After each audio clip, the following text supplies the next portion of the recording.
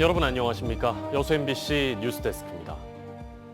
이런 장마가 또 있었나 싶을 만큼 강하게 많은 비가 내리고 있는 올여름, 피해들도 잇따르고 있습니다. 이번에 광주 전남에 내린 비는 최근 10년 동안의 장마 기간 중 가장 많은 것으로 집계됐는데요. 김진선 기자가 보도합니다. 지난달 25일 시작된 올해 장마. 한 달도 채 되지 않은 기간 동안 광주 전남 지역에 내린 비는 역대급 강수량을 기록했습니다. 구례 성삼제 1145mm를 최고로 한평 785mm, 장흥 663mm, 목포 523mm 등 곳곳에서 많은 비가 내렸습니다. 아니 비가 이게 퍼부으면 뭐 한 이틀 하루나 이렇게 뭐 오고 말고 그러는데 2, 3일, 4일 막 그렇게 없대요. 장마가. 이번 장마 기간 광주 전남 평균 강수량은 567.4mm. 장마가 끝나지 않았는데도 최근 10년 장마 기간 평년 강수량인 338.7mm를 이미 넘어섰습니다. 기상 관측이 시작된 1973년 이후 6번째로 많은 강수량입니다. 내렸다 그쳤다를 반복하면서 폭우가 끝나면 폭염이 찾아오는 이상기후, 고온다습한 날씨가 계속되고 있습니다. 아이고 제발 비 좀 그만 왔으면 쓰겠네요. 이 비가 왔다 갔다 하면서 이렇게 햇빛도 쬐고 그러니까 고온 다습해서 사람들이 너무 짜증도 나고. 기상청은 좁은 띠의 형태로 발달한 정체전선이 우리나라에 지속적으로 머무르면서 평년보다 많은 비가 내렸다고 분석했습니다. 최근 장맛비의 경우에는 북태평양 고기압과 북서쪽에서 상대적으로 건조한 공기가 충돌하는 면에서 동서로 좁은 띠의 형태로 정체전선이 발달하였고, 광주 전남은 비가 잠시 소강 상태를 보였다 오는 22일부터 다시 내리겠습니다. 이미 내린 비의 양이 많다 보니 하천 수위 상승과 댐 수문 개방으로 인한 하천 하류 지역 침수나 안전사고에도 각별한 주의가 당부됩니다. MBC 뉴스 김진선입니다. 요즘 운전하시다가 갑자기 차가 덜컹거리는 걸 경험한 분들 많으실 겁니다. 연일 호우가 이어지면서 도로 위에 큰 구멍, 이른바 포트홀이 곳곳에 생겨 운전자들을 위협하고 있는 건데요. 포트홀 신고가 폭증하다 보니 지자체도 복구에 애를 먹고 있습니다. 김단비 기자입니다. 순천시 해룡면의 한 도로. 1차로 한가운데가 뻥 뚫렸습니다. 도로에 구멍이 파이는 포트홀입니다. 길을 오가는 차량이 아슬아슬하게 지나치고 미처 피하지 못한 차는 충격음과 함께 덜컹거립니다. 저희도 이번에 파손이 돼가지고 펑크 수리도 했거든요. 이게 이제 충격이 있으니까 허리나 뭐 운전자 같은 경우는 한번 놀라거나 그런 경우가 많거든요. 계속된 집중호우에 아스팔트에 빗물이 스며들고 지반이 약해져 포트홀이 생긴 겁니다. 대형 화물차가 많이 지나다니는 여수산단 인근 도로는 더 심각합니다. 계속된 폭우로 도로 곳곳이 이처럼 파손돼 누더기로 변했습니다. 빠른 속도로 밟고 지나갈 경우 타이어가 찢어질 수 있고 피하려다 2차 사고로 이어질 수 있습니다. 대형차들은 화물을 싣고 다니는데 너무 힘들고 너무 위험합니다. 옆에 작은 차들이나 오면은 그 피하려다 보면 잘못하면은 대형 사고로 이어질 수가 있습니다. 4일간 여수시에 접수된 포트홀 신고만 140건. 제때 보수 공사가 이루어지지 않으면 균열은 계속 커지게 되지만 신고 건수가 폭증해 지자체도 처리에 애를 먹고 있습니다. 비가 너무 많이 와서 지금 현재 상황에서는 조금 어려운 점이 있죠. 뭐 한두 군데가 아니다 보니까. 전문가들은 포트홀을 통과할 땐 평소보다 속도를 줄이고 급하게 차선을 변경해서는 안 된다고 조언합니다. MBC 뉴스 김담입니다. 며칠째 이어지던 장맛비가 잠시 멈췄지만 주암댐은 수문을 열고 초당 약 700톤의 물을 내보내고 있습니다. 오늘 오후 5시 기준 주암댐의 방류량은 초당 692톤으로 저수율은 78.4%를 기록하고 있습니다. 한국수자원공사는 댐 저수율과 홍수 관리를 위해 방류를 계속하고 있다며 주말 비 예보를 고려해 방류량을 점차 줄여나갈 것이라고 밝혔습니다. 집중호우로 인해 전남 지역 열차 운행이 계속 중단되고 있습니다. 한국철도공사는 오늘도 익산에서 여수엑스포 KTX와 새마을, 무궁화 등 전남 지역 모든 일반 열차 운행을 중단했다고 밝혔습니다. 현재 많은 비가 내려 선로가 불안정한 상태에서 호남선은 용산에서 광주 송정, 전라선은 용산에서 익산까지만 서행 운행하고 있습니다.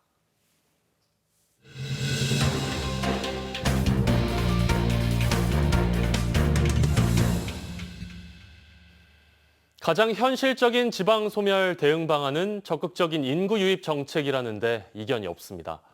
고흥군이 이 같은 정책 수립을 위해 주민들이 주도적으로 귀촌 인구를 유인할 수 있는 아이디어를 실행하면 적극적으로 지원하는 제도를 도입하기로 했습니다. 최우식 기자가 보도합니다.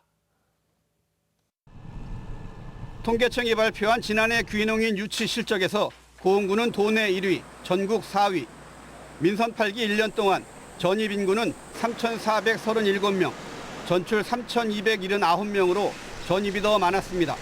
지난 4월에는 2014년 이후 10년 만에 처음으로 인구가 증가해 귀농 귀촌 정책이 효과를 낸 것으로 나타났습니다. 고흥군은 앞으로 관주도의 인구 유입 정책에서 탈피해 마을 단위로 주민들이 주체가 돼 귀농 인구를 유치하는 으뜸마을 만들기 사업을 추진하기로 했습니다. 지역민들이 상대적으로 우리 소외받는다 이런 역차별을 막 느끼는 그런 것이 있어가지고 귀농 귀촌이 나고 지역민 간의 어떤 갈등이 발생하는 사례도 있었습니다. 그래서 이제 이곳을 해결하고자 군에서는 행정주도의 어떤 그런 정책보다는 마을 주도, 마을 주민들이 스스로 어떤 사업을 추진한.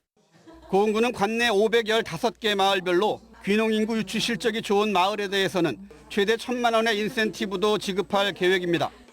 도시민의 귀농과 귀촌 과정에서 가장 중요한 지역민과의 융화도 자연스럽게 이루어질 것으로 기대됩니다.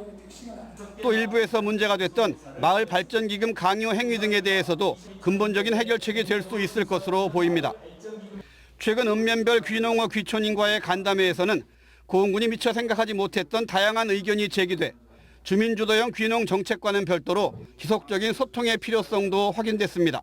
저희들이 생각하지 못했던 것을 이분들이 우리한테 힌트를 주는구나. 그럼 저희들 여기에서 거기에 맞춰서 귀농귀촌 어떤 정책, 시책을 발굴하는 등 앞으로도 이런 기회를 자주 열어서 고흥군이 귀농귀촌 활성화하는 데 좀 도움을 받고자. 10년 후 인구 10만 기반 구축을 위한 고흥군의 귀농과 귀촌 정책이 주민 주도형 으뜸마을 만들기 사업을 통해 지속 가능한 인구 증가 시책으로 연착륙할 수 있을지 주목됩니다. MBC 뉴스 최우식입니다. 화순군은 인구 유입을 위해 만원 아파트 사업을 펼치고 있습니다. 젊은 층의 주거 문제를 해결해 인구 소멸 문제에 대응하고 있는 건데요. 나주시는 아예 청년들에게는 공짜로 집을 제공하겠다는 계획까지 세웠습니다. 김초롱 기자가 보도합니다. 다음 주면 광주에서 화순으로 이사하는 30대 직장인 양준영 씨. 월세 10,000원에 관리비만 내면 된다는 소식에 망설임 없이 입주를 신청했고 지난달 10대 1의 경쟁률을 뚫고 입주자로 선정됐습니다. 가족들이랑 친구들이 모두 다 축하한다고 전해줬어요. 광주에서는 기본 월세로 매달 56만 원씩 나갔었는데 여기로 오게 되니까 돈이 절약이 많이 되는 것 같아요. 화순군은 4년간 192억 원을 들여 모두 400가구를 지원할 계획입니다. 청년층이 지역에 자리 잡도록 집을 제공하는 이 같은 정책이 앞으로 더 확산될 것으로 보입니다. 나주시는 최근 청년층에게 공짜 아파트를 제공하겠다는 계획을 밝혔습니다. 입주자는 관리비만 내면 되고 최대 거주 기간은 4년으로 논의되고 있습니다. 18살 이상 45살 이하 무주택 청년이 그 대상인데 나주에서 취업해야 한다는 조건이 붙었습니다. 나주시는 빠르면 오는 9월부터 15억 원을 투입해 30가구를 지원할 계획입니다. 지금 나주에 오시면 공동주택을 거의 무상으로 이렇게 제공을 해드리겠다. 가족이 있으면은 독립형으로 이제 혼자 오시면 이제 공동 주거형으로. 수도권 선호 현상으로 청년층이 지역을 빠져나가고 지역의 평균 연령이 점차 높아지는 상황. 나주를 포함한 7개 지자체가 화순의 만원 임대주택을 방문하는 등 저마다의 방안을 고심하고 있습니다. MBC 뉴스 김초롱입니다. 개원 이래 첫 파업에 돌입했던 순천 성가롤로 병원 노조가 6일 만에 파업을 종료했습니다. 노사는 어젯밤 10시 쟁점이 된 자동 승급 기간을 2년 단축하고 급여와 직급 보조 수당을 일부 인상하는 안에 합의했습니다. 이번 파업이 마무리되면서 병원 노동자 170여 명이 일터로 복귀하고 외래 진료 축소 등 차질을 겪었던 병원 운영도 정상화에 들어갑니다. 해남의 한 건물 신축공사 현장에서 승강기가 추락해 노동자 5명이 다쳤습니다. 사고가 난 승강기는 자재 운반용 승강기였는데요. 사람이 탑승할 수 있는 안전장치도 없이 운영하다가 결국 사고가 났습니다. 안준호 기자가 취재했습니다. 해남의 한 5층 규모의 신축 건물 공사 현장. 오늘 아침 7시쯤 건물 외벽에 설치된 자재 운반용 승강기가 4m 아래로 추락했습니다. 추락 충격으로 승강기 하부 기둥이 심하게 부서졌습니다. 이 사고로 승강기에 타고 있던 노동자 5명이 크고 작은 부상을 입었습니다. 파열됐다고요. 12중 나오고 5층으로 일하러 가려고 그냥 추락했어요. 승강기와 승하강용 쇠줄 사이 연결 부위가 빠지면서 사고가 난 것으로 추정됩니다. 승강기 연결 가골이 거기에 벗겨져서 추락했어요. 연결 고리 부분에서 벗어나면서 추락. 사고가 난 승강기는 자재 운반용이었습니다. 그래서 사람이 탑승할 수 있는 안전장치도 제대로 갖추지 않고 있었습니다. 자재를 투입하는 거다. 그러면 힘들잖아요. 올라갈 때는 힘드니까. 한 것 같아요. 경찰과 노동당국은 공사 관계자를 상대로 안전수칙을 지켰는지 등 산업안전기본법 위반 여부를 조사하고 있습니다. MBC 뉴스 안준호입니다. 전남경찰청이 태어난 지 이틀 된 아들을 야산에 묻어 숨지게 한 친모를 살인 혐의로 검찰에 구속 송치했습니다. 이 여성은 지난 2017년 10월 27일 목포의 한 산부인과에서 낳은 아들을 이틀 뒤 광양시 소재 친정집 뒷산에 묻어 숨지게 한 혐의를 받고 있습니다. 경찰은 디지털 포렌식 등 다각적으로 수사를 벌였지만 이 여성의 범행에 가담하거나 조력한 사람은 없는 것으로 판단했습니다.